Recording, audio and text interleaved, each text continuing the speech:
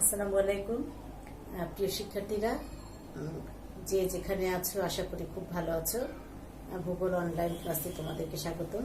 তোমরা তো জানোই যে আমি তোমাদেরকে বাংলাদেশ ভূগোল পড়াই। তো বাংলাদেশ ভূগোলের আজকে একটা গুরুত্বপূর্ণ বিষয় নিয়ে আমরা আলোচনা করব। সেটা হচ্ছে কি, বাংলাদেশের উপকূলীয় এলাকার লবণাক্ততা বৃদ্ধির কারণ এবং এর প্রভাব। তোমরা কম বেশি এই সম্পর্কে কিন্তু সবাই জানো, তারপরে আমি একটু আলোচনা করি যাতে তোমার পড়তে সুবিধা হয়। তো উপকূল অঞ্চল কোনগুলো?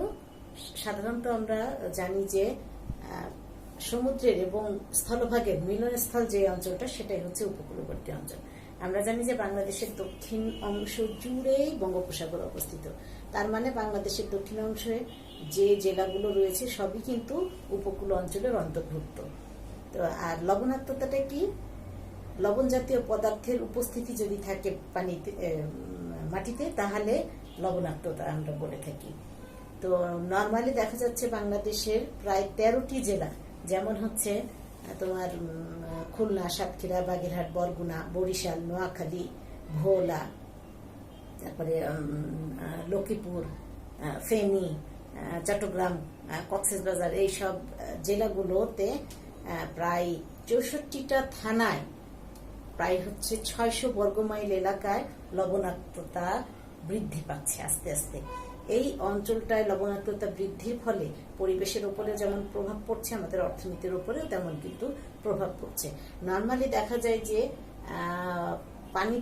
মাটিতে লবণাক্ত 4 মিলিমোল লবণের থাকা বাঞ্ছনীয়, কিন্তু এপ্রিল মে মাসে বাংলাদেশে দেখা যায় কি যে পানির প্রবাহ, স্বাদু পানির প্রবাহ এত কমে যায় যে তখন মাটিতে তোমার লবণাক্ততার পরিমাণ প্রায় 20 থেকে 56 মিলিমোল পর্যন্ত দেখা যায়।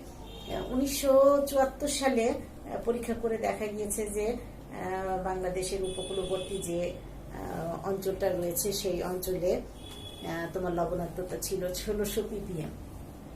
পরবর্তীতে 1995 সালে পরীক্ষা করে দেখা গেছে সেটা বেড়ে হয়ে গেছে 10,000 ppm। এতে কি হচ্ছে, আমাদের স্বাদু পানির যে ইয়েগুলো ছিল, তোমার বাস্তুসংস্থান ছিল, সেটা আস্তে আস্তে পরিবর্তিত হয়ে লবণাক্ত পানির বাস্তুসংস্থান সৃষ্টি হচ্ছে। অনেক গাছপালা মারা যাচ্ছে, নতুন নতুন মানে অনেক পুরনো প্রজাতি বিলুপ্ত হয়ে যাচ্ছে প্রাণীর, তাই না? তো এই কারণেই হচ্ছে মানে আমরা লবণাক্ততা ব্যাপারটা নিয়ে বেশি এখন জানার চেষ্টা করছি।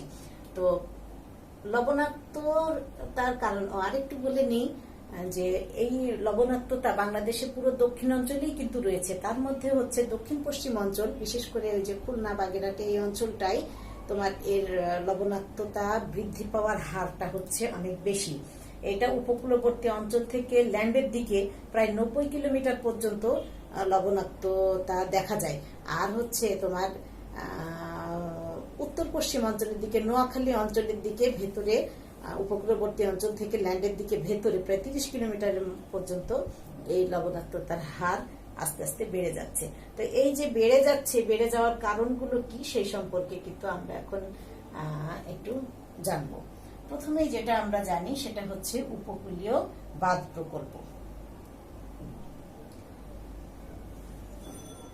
1960 সালের দিকে কি হয়েছে, এই উপকূলবর্তী অঞ্চলগুলোতে লবণাক্ততা বৃদ্ধির হার কমানোর উদ্দেশ্যে কি করা হয়, তোমার হচ্ছে বাঁধ নির্মাণ করা হয়, পোল্ডার ব্যবস্থা প্রবর্তন করা হয়।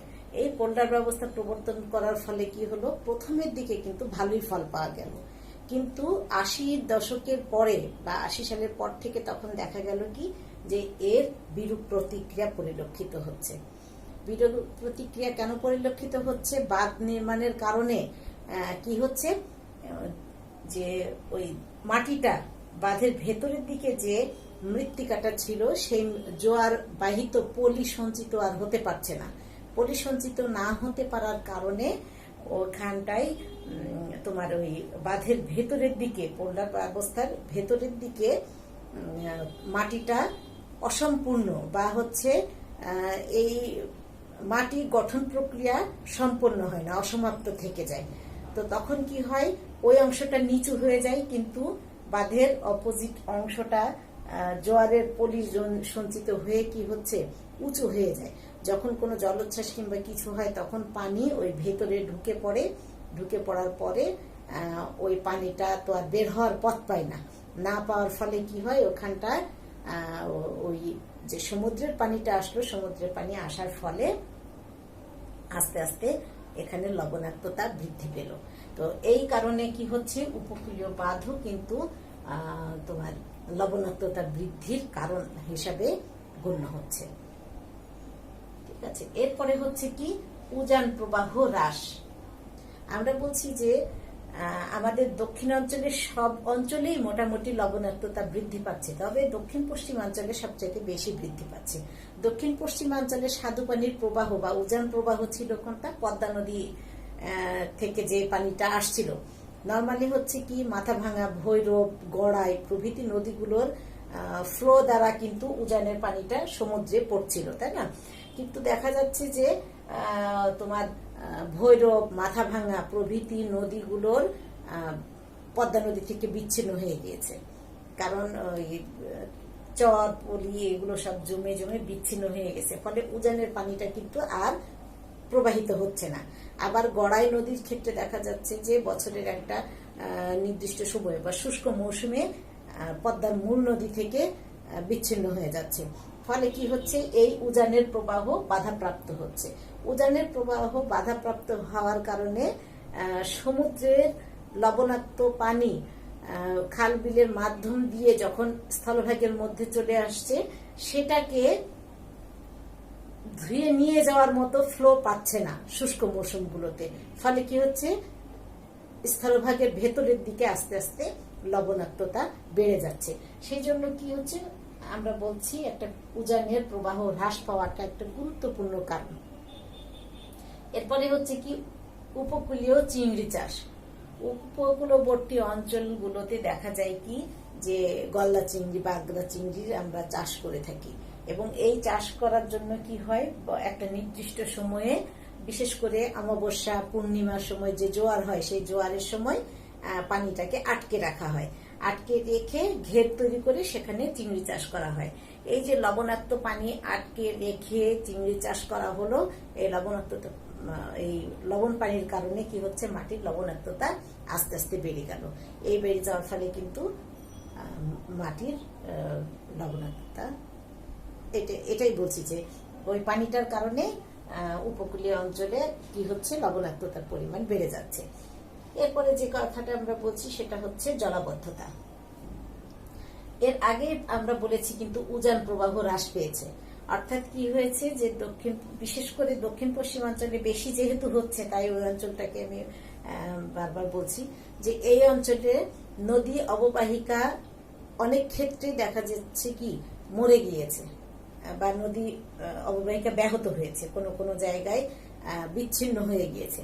তো সেই সব নদী অববাহিকায় কি হয়েছে, যখন বিচ্ছিন্ন হয়ে গিয়েছে তখন নদীটা বিলে পরিণত হয়েছে। তো অনেক ক্ষেত্রে দেখা যায় কি যে এই নদীর যে বিল তৈরি হলো, পার্শ্ববর্তী নদীর থেকে এই বিলের তলদেশের গভীরতাটা বেশি, কিন্তু ওই নদীর তলদেশের গভীরতাটা কম। তো যখন এই বিল অঞ্চলে পানি জমে থাকে, জলাবদ্ধতার সৃষ্টি হয়, তখন কিন্তু এই পানিটা তোমার ওই নদীর মাধ্যমে নিষ্কাশিত হতে পারে না। কারণ কি, এর তলদেশ হচ্ছে বেশি গভীর, বিলের তলদেশ হচ্ছে বেশি গভীর। এই কারণে কি হয়, এই জলাবদ্ধতাটা যখন জোয়ারের সময় পানি এসে ওই বিলগুলোতে জমে যায়, তখন এই জলাবদ্ধতার কারণে ওই অঞ্চলে লবণাক্ততা বেড়ে যায়, নিষ্কাশিত হয়ে যে চলে যাওয়ার সুযোগ পায় না। কারণ কি, পার্শ্বের যে নদীটা তার তলদেশ কিন্তু এই বিল অঞ্চলের তলদেশের চাইতে উঁচু। তো নর্মালি পানি কি হয়, উঁচু থেকে নিচে আসে, নিচ থেকে তো আর উঁচুতে যায় না। এই কারণে বিল থেকে নদীতে আর পানি নিষ্কাশিত হয় না, বরঞ্চ এই জলাবদ্ধতায় থেকে যায়, এবং এই জলাবদ্ধতার কারণে কি হচ্ছে, ওই অঞ্চলের মাটিটা আরো বেশি লবণাক্ত হচ্ছে। এরপরে যেটা বলছি আমরা টিআরএম ব্যবস্থা। টিআরএম এর আমরা পুরো অর্থটা একটু বলে দিই। Tidal river management.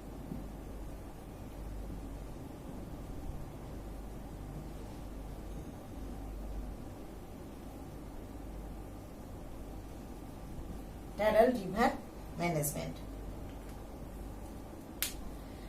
জলাবদ্ধ বিলের কি হয়েছে, আমরা বললাম যে জলাবদ্ধ বিলের তোমার হচ্ছে তলদেশটা পার্শ্ববর্তী নদীর তলদেশ অপেক্ষা কি নিচু, এই জন্য কি হয়েছে এখানটায় জলাবদ্ধতার সৃষ্টি হয়েছে। তখন আমরা কি করেছি, এখানটায় খাল কেটে ওই জোয়ারের যে পলিটা আছে, পলিটা এমন একটা ব্যবস্থা করা হয়েছে যে জোয়ারের পলিটা এসে ওই জলাবদ্ধ অঞ্চলে জমা হবে, জমা হয়ে নদীর তলদেশ ভরাট হয়ে জলাবদ্ধতা থেকে মানুষ রক্ষা পাবে, এই উদ্দেশ্যে যে ব্যবস্থা গ্রহণ করা হয় সেটাই হচ্ছে TRM ব্যবস্থা। অর্থাৎ জলাবদ্ধ অঞ্চলের নদীর তলদেশ গভীরতাটা বৃদ্ধি করাই হচ্ছে এর মূল উদ্দেশ্য ছিল। তো সেক্ষেত্রে তখন করা হচ্ছে কি, যে জোয়ারের পলি নিয়ে আসার জন্য ওই যে জোয়ারের সময় পানিবাহিত হয়ে আসছে, এইটা হচ্ছে সমুদ্রের পানি, এই সমুদ্রের পানি যখন বাহিত হয়ে এই অঞ্চলে আসছে, তখন এই অঞ্চলে পলির সাথে তো পানিও আসছে, লবণও আসছে, লবণ এসে ওই অঞ্চলের মৃত্তিকাকে কি করছে, লবণাক্ততা বাড়িয়ে দিচ্ছে অঞ্চলের মাটির। এইভাবে কিন্তু লবণের পরিমাণ আমাদের উপকূলবর্তী অঞ্চলে বেশি বৃদ্ধি পাচ্ছে। এছাড়াও হচ্ছে কি, সামুদ্রিক জলোচ্ছ্বাস যখন হয় তখন সামুদ্রিক জলোচ্ছ্বাসের ফলে কয়েক ফিট উঁচু হয়ে পানি স্থলভাগের দিকে চলে আসে, তাই না? তখন বহুদূর পর্যন্ত কিন্তু পানি চলে আসে, নামার সময় কিন্তু অত পানি নেমে যায় না, ফলে দীর্ঘদিন ধরে ওই পানি জমে থাকে এবং যেহেতু এটা সমুদ্রের পানি, তাই যেই অঞ্চলে এই সমুদ্রের পানিটা যায় সে অঞ্চলের মাটিকে লবণাক্ত করে ফেলে। তাহলে দেখা যাচ্ছে লবণাক্ততার কারণের মধ্যে আমরা এইগুলো পয়েন্ট পাচ্ছি। তো আশা করি যে এই পয়েন্টগুলো তোমরা বুঝতে পেরেছ। এখন আমি তোমাদের দেখাবো যে এই লবণাক্ততার ফলে কি কি প্রভাব পড়ছে, নেতিবাচক প্রভাব কি পড়ছে। প্রথমে যখন আমরা বর্ণনা করি তখন আমরা বলেছি যে জলাবদ্ধতার কারণ লবণাক্ততার কারণে কি হচ্ছে, স্বাদু পানির যে বাস্তুসংস্থান সেটা পরিবর্তিত হয়ে লবণাক্ত বাস্তুসংস্থানে পরিণত হচ্ছে, তাই না? ফলে কি হচ্ছে, অনেক ধরনের উদ্ভিদ প্রাণীর বিলুপ্ত হচ্ছে এবং স্বাদু পানির উদ্ভিদ প্রাণীর বাস্তুসংস্থান এসে নতুন ধরনের একটা বাস্তুসংস্থান তৈরি করছে, আর অনেক প্রজাতি বিলুপ্ত হয়ে যাচ্ছে। তো প্রভাবটা প্রথমে আমরা দিই যেটা সেটা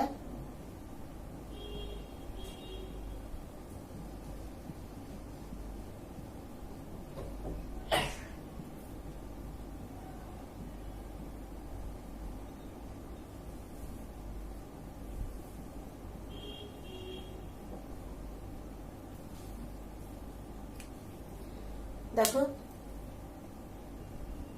সাধারণত খুলনা, বাগেরহাট, সাতক্ষীরা এই প্রভৃতি অঞ্চলে কিন্তু একসময় ধান চাষের জন্য অর্থাৎ ধান ভালো চাষ হতো, কিন্তু পরবর্তীতে দেখা যাচ্ছে কি অধিক লাভের জন্য চিংড়ি চাষ করা হচ্ছে। চিংড়ি যে ঘের তৈরি করা হচ্ছে সমুদ্রের পানি জমিয়ে রেখে, ফলে লবণাক্ততা বৃদ্ধি পেয়েছে। আর লবণাক্ততা যখন বৃদ্ধি পাবে তখন কিন্তু ওই জমিতে আর ভালো ফসল হবে না, অর্থাৎ জমিটা তখন আস্তে আস্তে অনুর্বর হয়ে যাবে। আর অনুর্বর হওয়ার কারণে সেখানটায় আর ধানের চাষ হবে না, তখন বাধ্য হয়ে মানুষকে ওখানটায় চিংড়ি চাষ করতে হবে। ফলে কি হয়েছে, একটা বিশাল অংশ ধান চাষের পরিবর্তে চিংড়ি চাষের জমিতে পরিণত হয়েছে। বিশেষ করে আমাদের খুলনা, সাতক্ষীরা, বাগেরহাট, পটুয়াখালী এই অঞ্চলগুলোতে কিন্তু প্রচুর পরিমাণে আবাদি ধানের যে জমি ছিল সেই জমিগুলো আস্তে আস্তে চিংড়ি চাষের জমিতে পরিণত হয়ে গিয়েছে। অর্থাৎ এই অঞ্চলের জমি উর্বরতা হারিয়েছে, উর্বরতা হারানোর ফলে জমিগুলো অযথা পড়ে থাকবে, পরে কি হয়েছে, চিংড়ি চাষের জমিতে অর্থাৎ তখন এটা ঘেরে পরিণত করে তারা উৎপাদন করছে। পরে যে আমরা পয়েন্টটা বলছি সেটা হচ্ছে সুন্দরবনের পরিবেশের উপরে নেতিবাচক প্রভাব।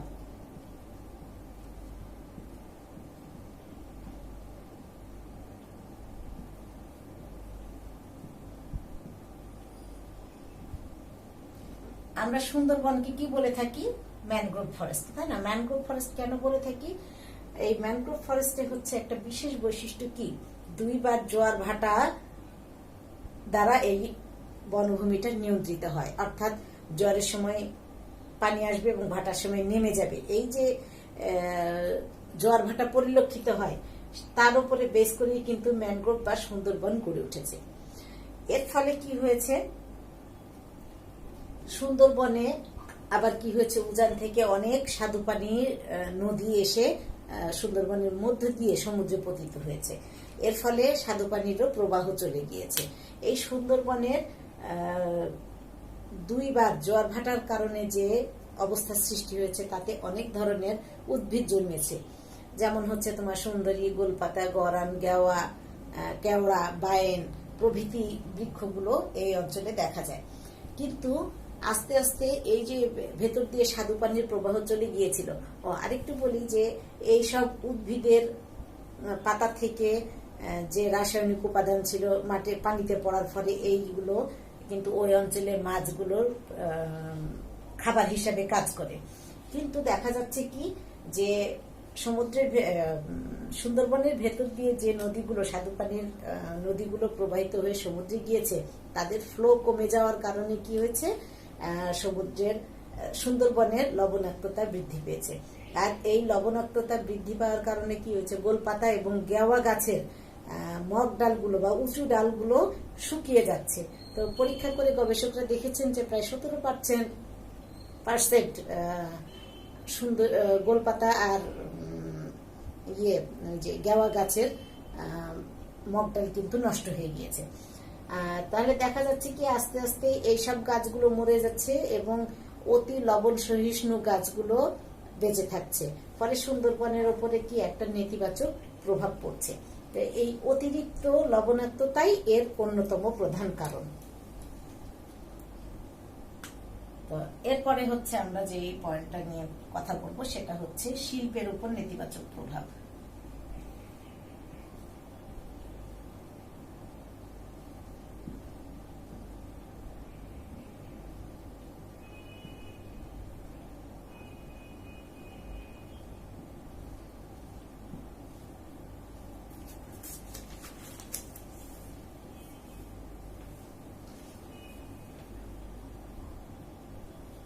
লবণাক্ততা কিন্তু শিল্পের উপরে একটা নেতিবাচক প্রভাব ফেলে।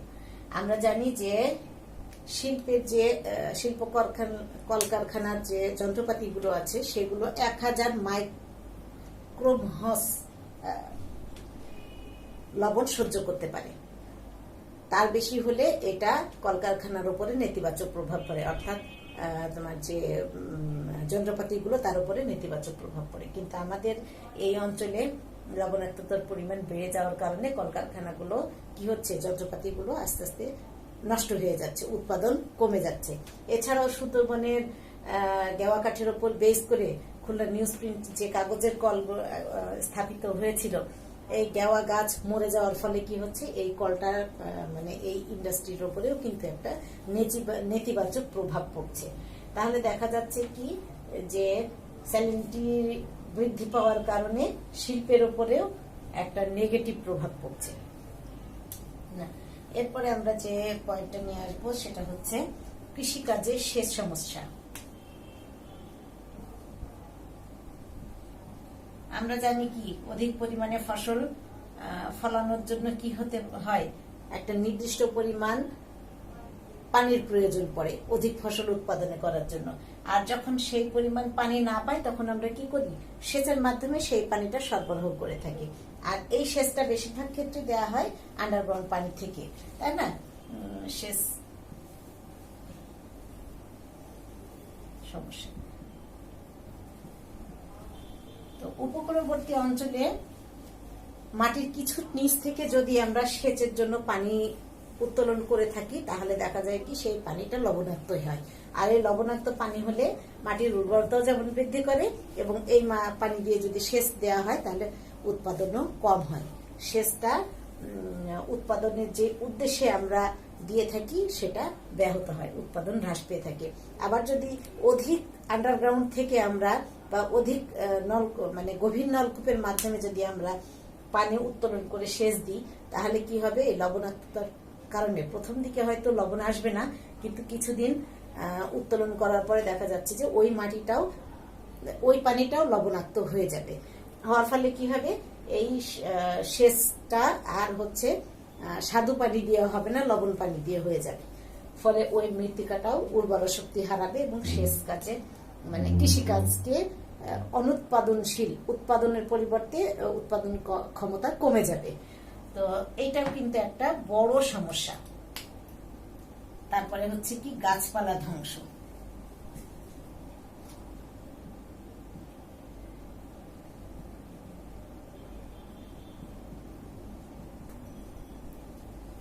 মাটির লবণাক্ততা বৃদ্ধি পাওয়ার ফলে এর আগেই বলেছি কিন্তু যে বাস্তুসংস্থানের পরিবর্তন হবে।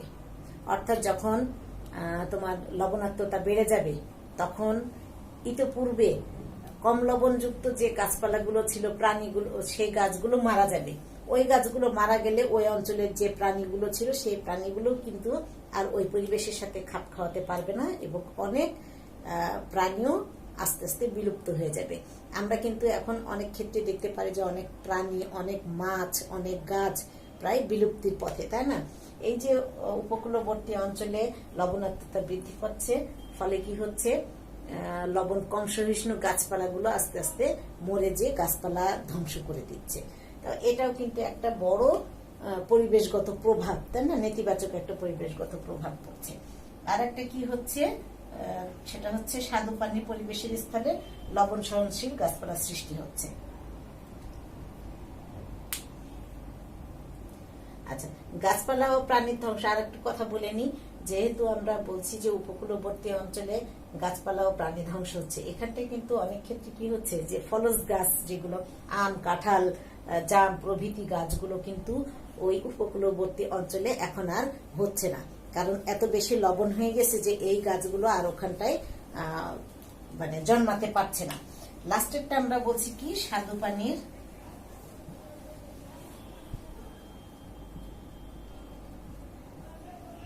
পরিবেশের স্থলে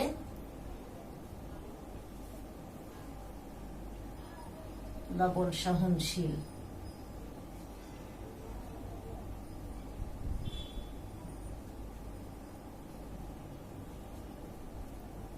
এই কথাটা কিন্তু আমরা বর্ণনার মাধ্যমে বলেই দিয়েছি, যে বারবারই বলছি যে লবণাক্ততা বেশি হওয়ার ফলে কি হবে, ওখানটায় যে স্বাদু পানির বাস্তুসংস্থান ছিল, পরিবেশ ছিল, সেই পরিবেশ বাস্তুসংস্থান নষ্ট হয়ে যাবে। আস্তে আস্তে কি হবে, লবণযুক্ত পরিবেশের সৃষ্টি হবে নতুন করে, সেখানটায় লবণাক্ত পানির যে বাস্তুসংস্থান সেটা তৈরি হবে, সে ধরনের গাছপালা জন্মাবে, সেই ধরনের উদ্ভিদ প্রাণীও আবির্ভাব হবে।